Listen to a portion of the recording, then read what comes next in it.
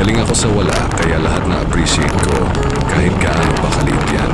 Minsan mapapaisip ka rin paano mo nakayanan lahat ng hirap at sakripisyo na dinaanan mo. There were nights na parang wala ng pag-asa.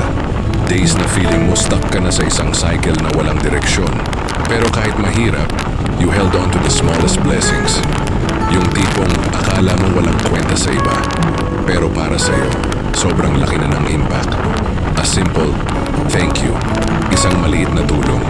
O yung mga simpleng bagay na napapansin mo na di napapansin ng iba.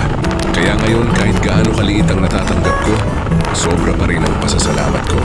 Sa totoo lang, hindi sa laki ng bagay na susukat ang halaga nito, kundi sa gratitude na natutunan mong i-cultivate sa puso mo. Every small win deserves to be celebrated.